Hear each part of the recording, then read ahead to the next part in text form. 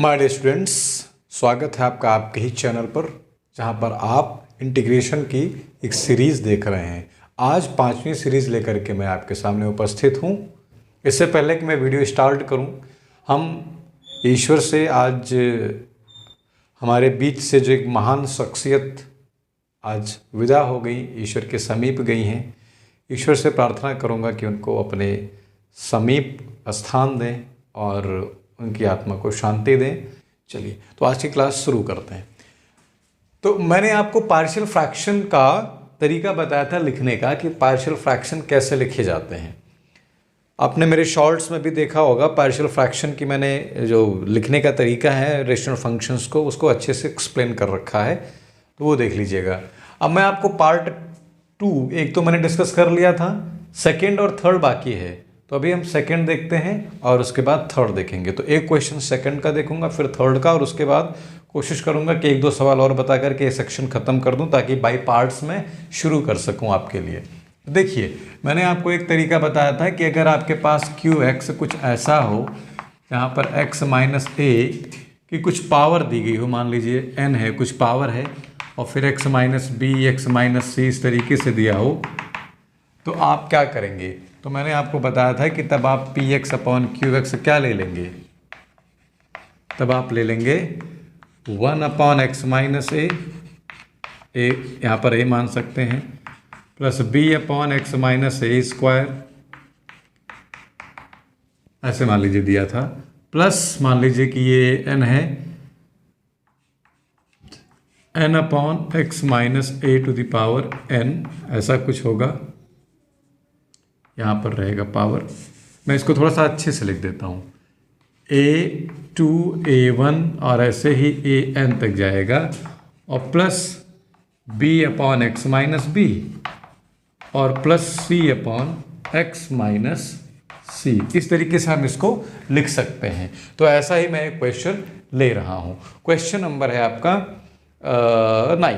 Question number 9 में लेता हूँ। क्वेश्चन नंबर 9 7.5 का है। 3x plus 5 upon x cube minus x square plus x plus 1, ऐसा कुछ आपके पास एक क्वेश्चन दिया हुआ है। तो चलिए इसका सॉल्यूशन देख लेते हैं, इसका सॉल्यूशन क्या होता है। तो इसको हम लिखेंगे 3x plus 5 upon x cube minus x square plus x plus 1। ये क्यूबिक पॉलिनोमियल है। इसको जब आप फैक्टराइज करेंगे तो ये आपको मिलने वाला है x माइनस 1 का होल स्क्वायर और मिलेगा x प्लस 1। ये इसका एक फैक्टर मिलने वाला है। अब इसका अगर ये फैक्टर हो गया तो हम इसको लिखने की कोशिश करेंगे। तो यू नो दैट कि ये कुछ इस तरीके की स्ट्रक्चर बन रही है। देखिए, x minus a to the power n, यानी कि x माइनस 1 रिपीटेड रूट है। तो रिपीटेड रूट लिखने के लिए आपने क्या सीखा है, आप लिखेंगे यहाँ से, मैं थोड़ा सा सही से लिख देता हूँ किनारे से, 3x plus 5 upon x minus 1 का स्क्वायर एक्स प्लस 1। ये आपको मिलने वाला है a upon x minus 1 plus B upon x minus 1 का स्क्वायर और plus c upon x plus 1। ये आपको 3 फैक्टर के टर्म्स में इसको लिखने का तरीका यहाँ से मैंने आपको बता दिया। देखिए, ये सॉरी, यहाँ पर ये a स्क्वायर रहेगा, ठीक है, ये स्क्वायर रहेगा यहाँ पर। तो ये इस तरीके से लिखा गया, तो ये इस तरीके से लिखा गया। अब हम क्या करते हैं, दोनों साइड में x minus 1 whole square x plus 1 means this denominator से मल्टीप्लिकेशन कर देते हैं। तो जब आप मल्टीप्लाई करेंगे तो you will get 3x plus 5, और इधर में आपको क्या मिलने वाला है, a x minus 1 x plus 1 plus b x minus 1। तो देखिए, जब इससे हम यहाँ मल्टीप्लाई कर रहे हैं तो ये तो ख़त्म हो जाएगा, केवल x प्लस 1 बचा रहेगा, और प्लस c जब करेंगे तो आपको मिलेगा x प्लस 1 एक्स माइनस 1 का whole square.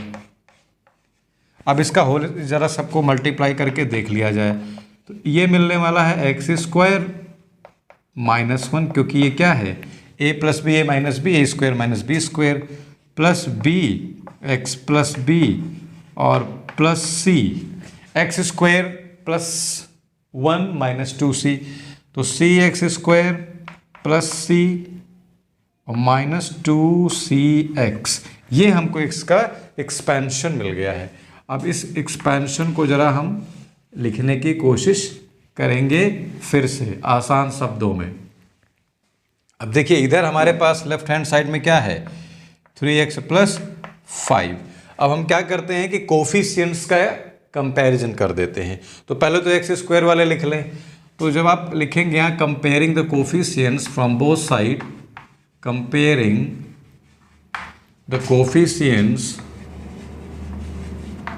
From both side, from both sides, तो आपको क्या मिलेगा बताइए जरा। a प्लस सी, क्योंकि एक्स स्क्वायर आपके पास दो ही जगह मिलेगा, तो a प्लस सी बराबर इधर तो कोई टर्म है नहीं एक्स स्क्वायर का, तो दिस विल बिकम 0। ये इक्वेशन बन जाएगी 1 आपकी। इसको आप 1 मानिए, ये आप इसको 1 मानिए, या चलिए कोई ज़रूरत नहीं है। यहाँ पर लिखेंगे आप x का कोफिशिएंट, तो यहाँ पर 3 है और यहाँ पर x के ज़रा कलेक्ट करिए, तो b माइनस 2c, a के साथ तो है नहीं, तो b माइनस 2c ये हो जाएगा आपका 3 के बराबर।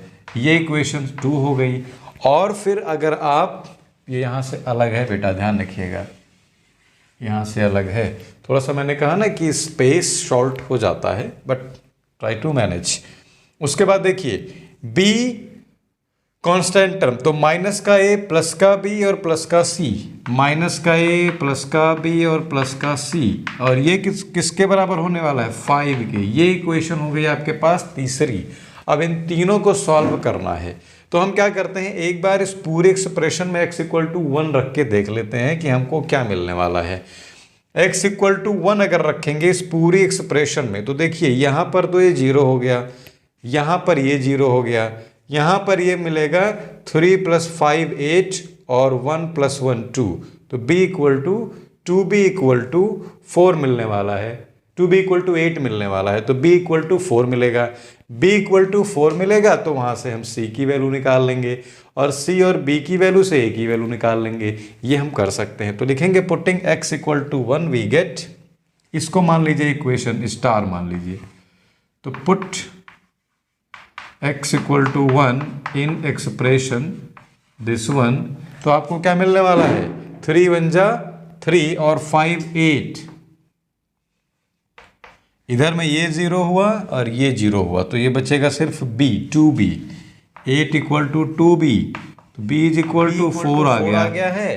तो अब हम कोशिश करेंगे c की वैल्यू निकालने की। तो जरा बताइए, 4 इधर है, 4 उधर जाएगा तो माइनस का 1 होगा, तो c इक्वल टू माइनस का 1/2 आएगा, तो c इज इक्वल टू आ जाएगा 1/2। और c और b की वैल्यू आप इसमें रख दीजिए तो a की वैल्यू आ जाएगी। तो देखिए 4 और 1/2 जब आप जोड़ेंगे तो आएगा 9/2, 9/2 उधर जाएगा 5 में से घटेगा, तो 5 माइनस 9/2 कितना आएगा, 5 और 9/2 यानी कि 4.5, यानी कि 1/2, तो a की वैल्यू 1/2। तो ये आपको वैल्यू मिली b की, a की और c की। अब इसी वैल्यू को हम यहाँ पर रख देंगे, तो मैं इसको रब करूंगा थोड़ा सा, देखिए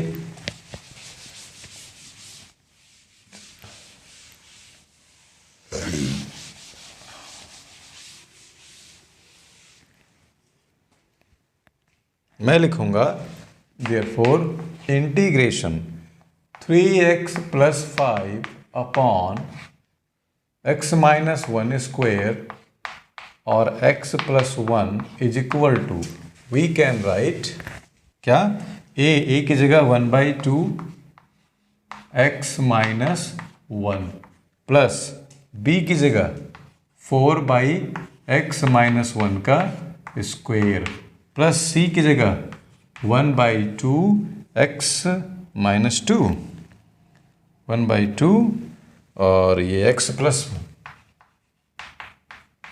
चलिए अब इसको देख लिया जाए कि हम कैसे इंटीग्रेट करेंगे। तो ये हो जाएगा, ये सबके साथ dx रहेगा, इंटीग्रेट कर रहे हैं आप सबके साथ, क्या लिखेंगे आप, 1/2 log x माइनस 1 और इसका लिखेंगे आप +1/2 log x + 1। और इधर आप क्या लिखने वाले हैं, देखिए 4/x - 1 होल स्क्वायर।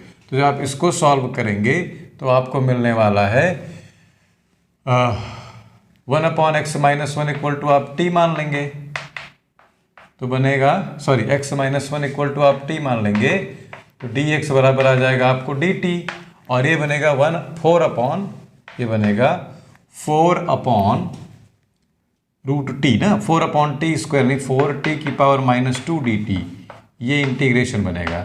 जब आप सॉल्व करेंगे तो t⁻−1 आएगा, अपॉन में भी -1 आएगा, तो ये बन जाएगा -4/t। तो आप यहाँ लिख देंगे +4 -4/t की जगह आप लिख देंगे x - 1 और +c। ये आपका आंसर हुआ। लेकिन इसको और थोड़ा सा अच्छे से लिख लिया जाए तो देखिए 1/2 दोनों में कॉमन है, आपने लिखा है log x - 1 और x + 1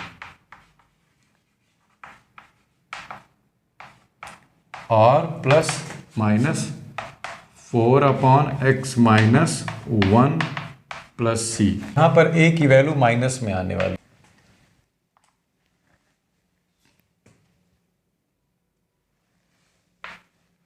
log x - 1, तो इसको ही रहने देते हैं, ये हो जाएगा x + 1/x - 1 और माइनस का 4/x - 1 और +c, और ये बनेगा आपका आंसर। जब हम वैल्यू कैलकुलेट कर रहे होंगे तो a की वैल्यू -1 आएगी। यहाँ पर मैंने थोड़ा सा उसको देखा नहीं था, b - 2c नहीं, b - 2c बराबर कुछ 4 ऐसे कुछ करके था ना, वो आप चेक कर लीजिएगा।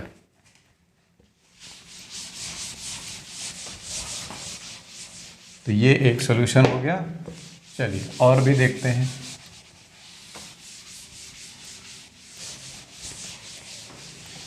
टेन आप लगा सकते हैं, x² - 1 है, x + 1 x - 1 लिख सकते हैं आप। 11 भी लगा सकते हैं। चलिए क्वेश्चन नंबर 16 देखते हैं। Question number 16 says 1/x n + 1। अब इस क्वेश्चन को हम कैसे करेंगे, इसको सॉल्व करने का बहुत सिंपल सा तरीका यह है। ध्यान रखिए कि x⁴n को अगर हम t मान लेंगे या पूरे x⁴n + 1 को t मान लेंगे तो nx⁴n - 1 dx बराबर dt हो जाएगा। वहां से हमारे लिए हेल्पफुल हो जाएगा। तो ऊपर nx⁴n - 1 चाहिए, उसके लिए हम ऊपर नीचे मल्टीप्लाई कर लेते हैं। तो देखिए हम लिखेंगे 1/x x⁴n + 1 लिखेंगे multiply numerator and denominator by x⁴n - 1। तो हमारे पास क्या आएगा, x⁴n - 1 upon x into x⁴n - 1 और x⁴n + 1। ये आ जाएगा x⁴n - 1 और नीचे में आ जाएगा x⁴n और x⁴n + 1। ये हमारे पास नीचे फैक्टर बन जाएगा। अब हम लिखेंगे put,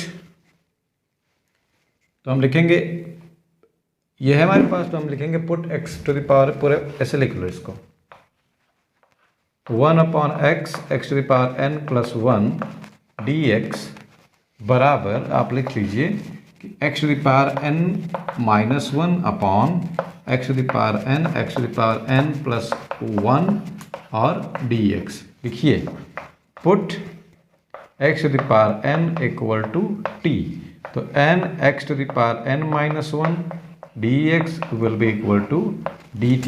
So we will have 1/n और ये पूरा का पूरा dt से रिप्लेस हो जाएगा, dt upon t into t + 1। अब हम क्या करेंगे, इसमें लगाएंगे पार्शियल फ्रैक्शन। तो वो हम लगाएंगे पार्शियल फ्रैक्शन, तो हमको क्या मिलने वाला है, देखिए थोड़ा सा यहाँ पर मैं ट्रिक चलाऊंगा। देखिए क्या हम लिखते हैं 1/t और यहाँ लिख लेते हैं t + 1। और इसको हम एक ब्रैकेट में रख लेते हैं और यहाँ कर लेते हैं dt।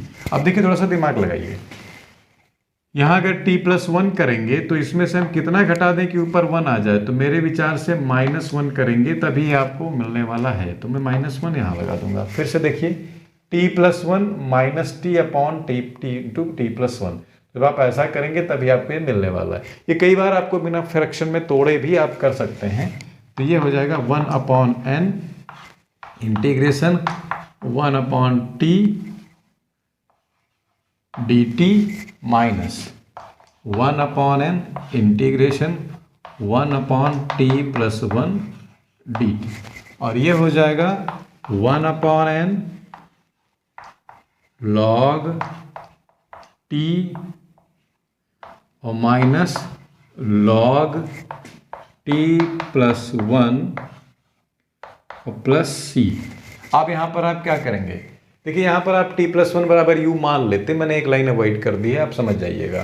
तो यहाँ पर अब आप t की वैल्यू वापस कर दें, तो t की वैल्यू क्या थी x⁴n, तो आप क्या लिखने वाले हैं 1/n integration log x⁴n upon या माइनस log x⁴n+1 और प्लस c बराबर 1/n log x⁴n upon x⁴n+1 mod और plus c, and that will be your answer for 16th question.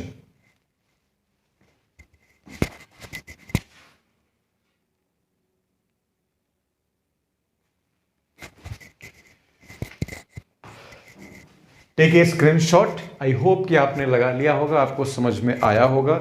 अगर आप चाहते हैं कि ऐसे ही मैं वीडियोस की सीरीज आपके लिए बनाता रहूं, शॉर्ट और सिंपल मेथड में, शॉर्ट तो नहीं कहूँगा लेकिन एक कॉम्प्रिहेंसिव मेथड है, एक अंडरस्टैंडेबल मेथड है जिससे आप आसानी से समझ जाते हैं, तो मैं कभी इसको कंटिन्यू रखूँगा जब आप मुझे अपना फुल सपोर्ट देंगे।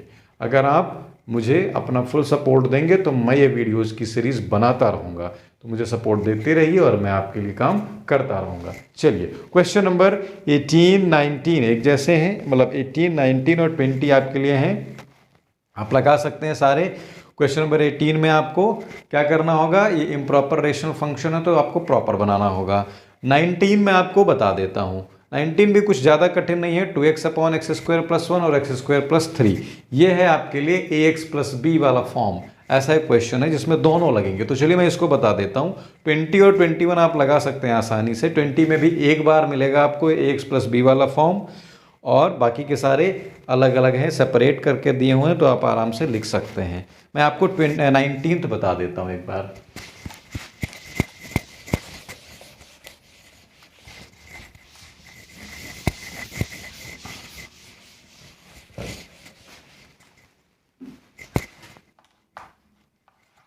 देखिए 2x/x² + 1 और x² + 3। अब इसको अगर आपको लगाना हो तो आप कैसे लगाएंगे, देखिए बेहद आसान तरीका। This is of the form non repeated, तो पहली बात है नॉन रिपीटेड है, और दूसरी बात क्या है, केस 3 जो मैंने आपको बताया था, अगर याद हो आप मेरा पहला वीडियो याद कीजिए, अगर आप नहीं देखे हैं तो जाकर के उसको जरूर देखिएगा। x² + 1 और x² + 3 ये दोनों नॉन रिपीटेड हैं और ये क्वाड्रेटिक इक्वेशन के फॉर्म में है, तो हम इनको कैसे लिख सकते हैं, आइए देखते हैं। देखिए लिखेंगे आप 2x/x² + 1 और x² + 3 is equal to ax + b upon x² + 1 और plus cx + d upon x² + 3। इसको आप लिख सकते हैं, दोनों साइड में आप मल्टीप्लाई करेंगे तो आपको मिलेगा 2x equal to ax + b,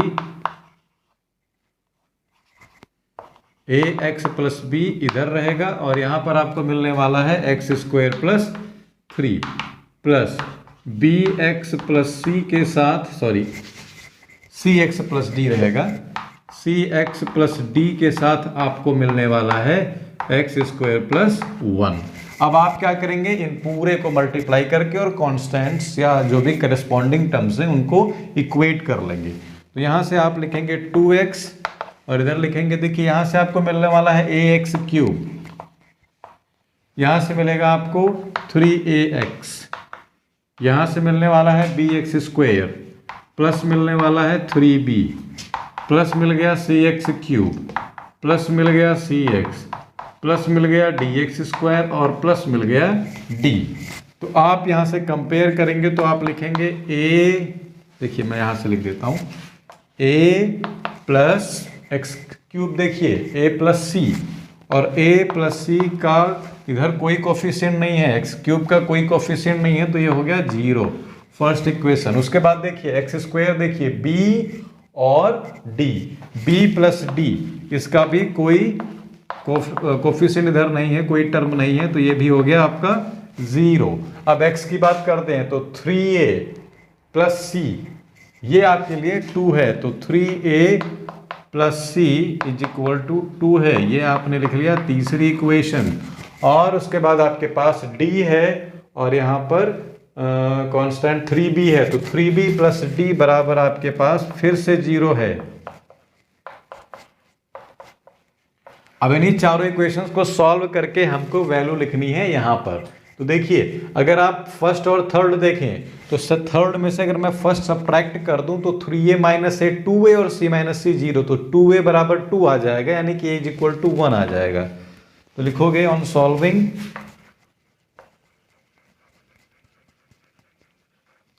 we get, हमें क्या मिलता है, a is equal to 1, 3a minus a 2a is equal to 2 minus 0 2, तो a is equal to 1।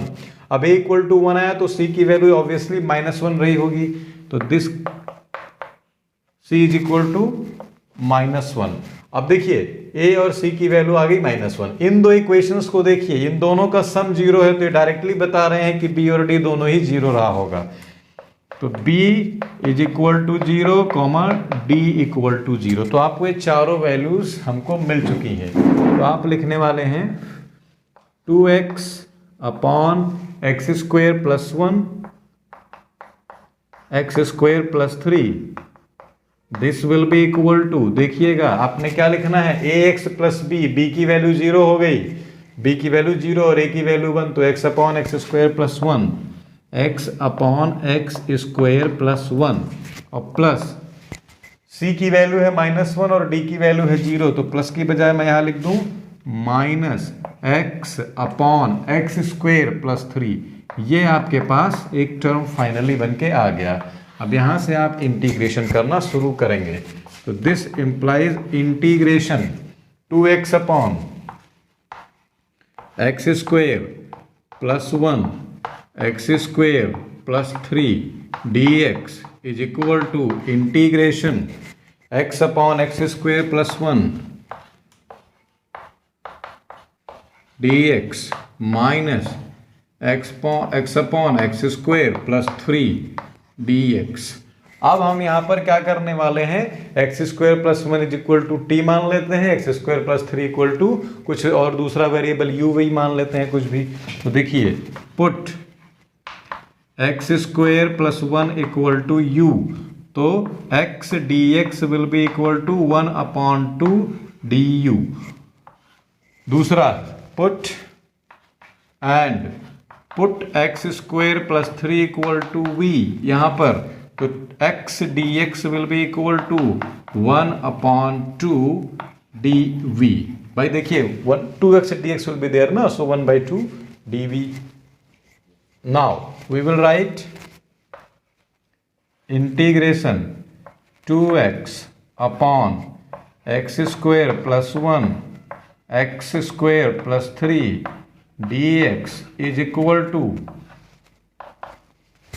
x upon this much। तो हम लिखेंगे क्या, x dx बराबर 1/2 du, सो हम लिखने वाले हैं 1/2 इंटीग्रेशन, और du की जगह तो du ही रहने वाला है, ये हो जाएगा 1 अपॉन